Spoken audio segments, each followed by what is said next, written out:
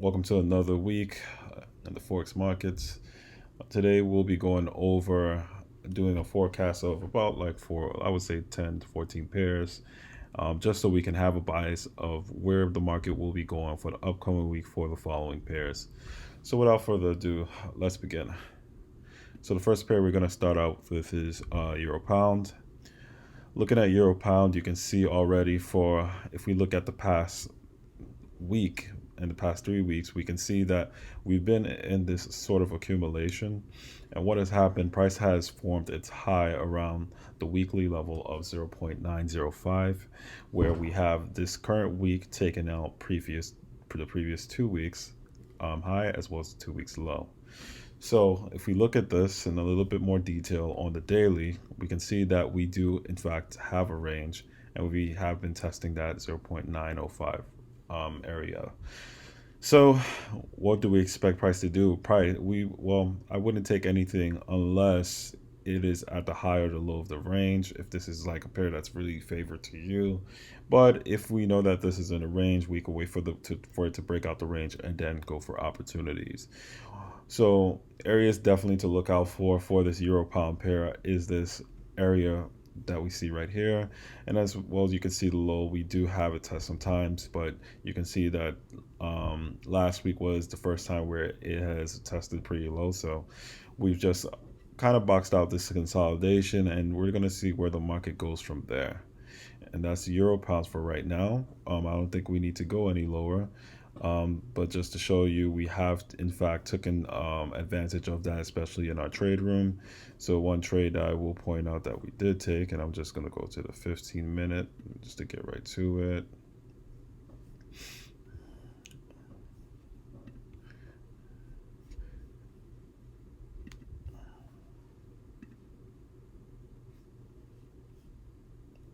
You can see that since we knew it was the middle of the range, like for example, take this example right here on Thursday. This was a type 1 setup where we had Morningstar.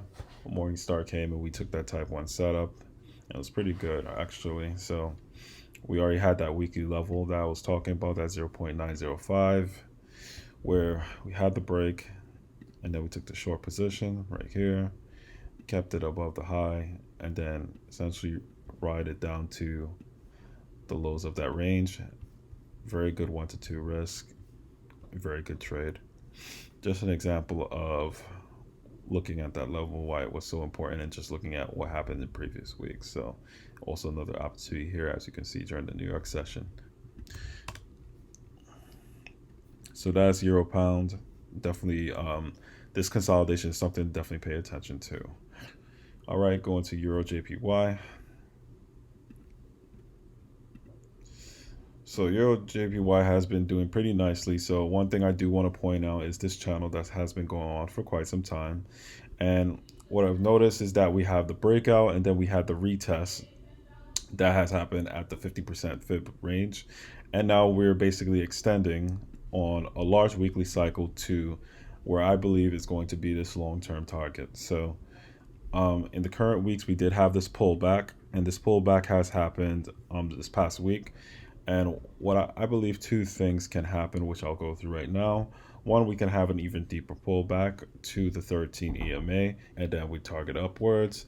Or other scenario that I'm looking at, if you look at the daily, you can see the daily, we have a trend where it's an upwards channel, and as you can see, we have it testing the low. So we can see price either take off from right here or do a deeper pullback, maybe even to the 50 right here, the 800. So this is something that I would pay attention to on the higher time frame wise, and we should see some good rewards from it. So I think you could get a lot of good setups on Euro JPY this week. I would definitely pay attention to it. All right, Euro AUD. Also quite interesting. It's kind of like Euro Pound, but if you look on the weekly, I don't even have to put levels for this. You can just see for the past weeks that we just have consistent hits to the highs, and you have this consolidated range for the past almost month now. So if you look at this on a daily, you can see this consolidation, and we broken them up like this. You can see that you have peak formation, and then you possibly have a level one on this Euro Australian dollar, right? And this is like a daily cycle. So if this breaks, this can give you a lot of rewards, honestly. Like pip wise range, I mean, we're talking about like 200 to 84 pips or more once we break out of this level one, after we've had this peak formation that's basically locked in. And we can see that the EMAs are basically confirming it as we see the crossover happening. So definitely looking at this pair for the break. Trade wise, like if we were looking at it, I again, since it's consolidation, how I do consolidated markets, I'm just gonna stay right here. I would only take this at the highs and lows of the market and trade the consolidation until for. But if we get a break, you know, that is a whole bunch of other opportunities that we could seek once that is the market gives it to us. Again, even though we're forecasting the market, we want the market to show us what it's doing, and then we take advantage of it. For right now, we trade the highs and lows of the market. But if it breaks, then that's another opportunity that we will also take advantage of. Euro NZD charts loading. As you can see, we obviously don't need to look at anything else because we can highlight that this has been trending for the past week. It's constantly taking out the highs of every single week, and the lows has been pretty good, even on the week where the pullback has happened. So let's look at this a little bit in further detail. When we look at this in further detail, you can see that Euro NZD has definitely been trending, and this is something that we've looked at in this FXN room, where we saw this area that price could come to and will struggle, and that actually did happen on the few previous days where price came up, pins the area that we see right here, and we had the deceleration of price on this channel. So a few things that we can either see price finally give a deeper pullback, just like how the Euro JPY, so probably like in the same way, in the same manner, or if we have, I haven't looked at the Forex news yet or anything like that, but if we do have an economic event and we could push through this, the possibilities could be endless. So something that just to look out for. I don't even think I have to really drop down to the lower time frame for this, because this is very self-explanatory in terms of what way we should trade. If you get the break and you see the break and you get a close, you already know what to do. If we still see the channel being formed, especially on the 4 hour, this 4 hour, if it still holds true like this, you see, and you can see the deceleration right there, you can take advantage of this and trade upwards into the area of resistance where price has decelerated. So Euro pairs in general, I think, are definitely all have a very good channel. They're trading very nicely, especially throughout the week, and they have given a lot of good opportunities. So please pay attention to that, and you'll be fine. All right, let's all go over to the pound pairs. So let's start with pound USD. All right, so there you go. So also same thing where you have doji, another doji. What does that mean? Consolidation. Before we had in our previous room when we were looking at pound USD like this, where it's consolidated, and then I think what would happen honestly this week, it came up, and a lot of people thought it was going to break out, and then we are going to see the trend, but actually price stopped hunting all the breakout traders and pulled back. So because the candle has closed, this is still an area of consolidation. It's just that the previous week has now taken out the previous highs, but it's still a consolidation nonetheless. If you look at the daily, you can see that we have like, it looks like a huge M formation, right? But still, price is just dancing. It's just going in the middle of the range. So honestly, I'm not looking to really touch this pair unless it's at the lower high of this consolidation and it gives an opportunity on the 15 minutes. So this one is just being looked at right now. So nothing really looking at for pound USD right now. Let's go to pound CAD.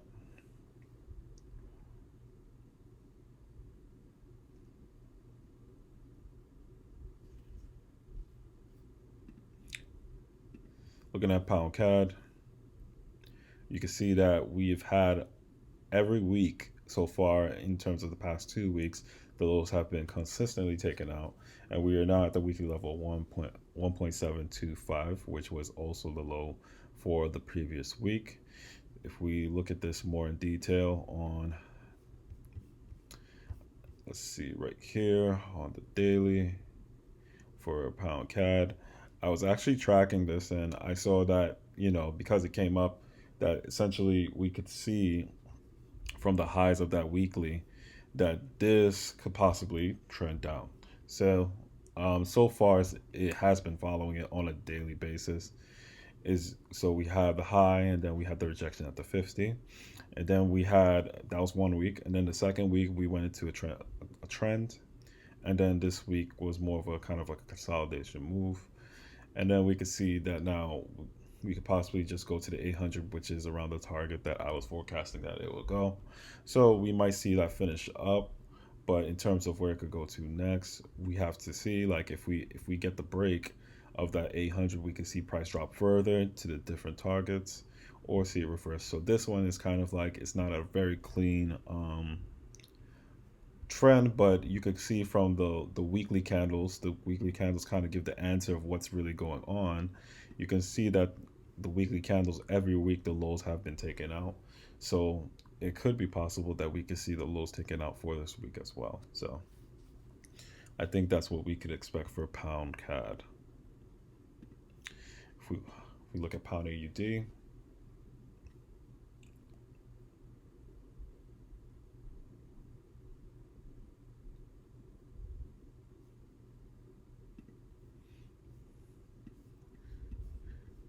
pound AUD, you have the highs being tested consistently for 1, 2, 3, 4 for the 1.835 area. Price constantly is testing it, as you can see. If we go down to lower time frames, such as the daily, we can see that we are in this area of consolidation that has happened.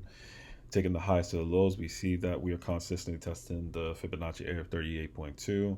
If we do have a break, we can see possibly being the 61.8 if we can make it through the 800 EMA, and I think that's pretty possible. Looking at the general price structure, we do have contracts being built consistently throughout the week, and everybody knows pound AUD moves a lot, especially as an exotic pair. So once it does decide to move, we may even well exceed this area. So definitely I'll be looking for, if price does come to the 38.2 area, that I will trade long, and if it breaks, I will trade long as well. So that's what I believe is the right way of looking at this and analyzing it, especially since right here we can see that this is clearly a peak formation, and then we have, I'm just going to put that on so that we could track it, and we're going to put this in consolidation, and then this is level 1. So once we break level 1, we'll go into level 2. All right, so let's go on to the next one.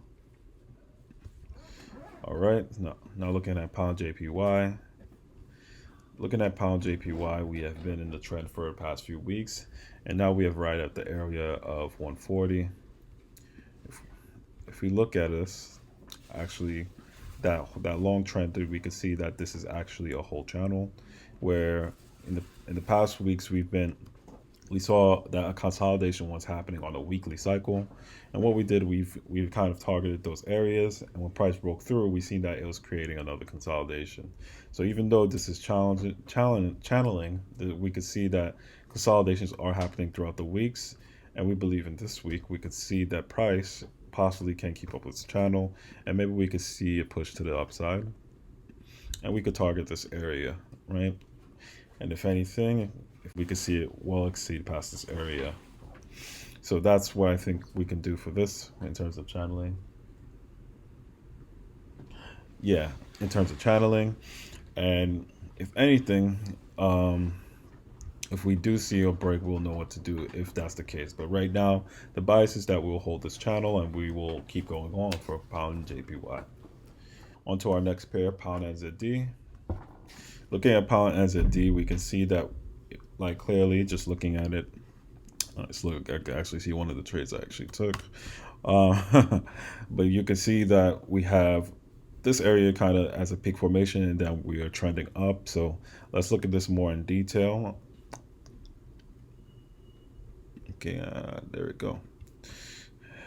So if we look at this more in detail on the daily, we can see that we are in a channel, right? And remember that one coming up here, we are looking at this and we see that we are in an upwards channel, but it's being, in a sense, kind of squeezed. If we look at this, I just want to put this trend line a little bit better. Taking the highs of the market, and we can see that we are in this upwards channel. So same concept, since we are going through the pound pairs, a lot of them are channeling, and we are looking at this area up here where this could be a possible target for the channel to go through. And as you can see, there is some, you can see clearly that this is a large level cycle. As you can see, this is like peak formation around here. There you go. And then you have the crossovers. As you can see, looks like a level right here. Right here.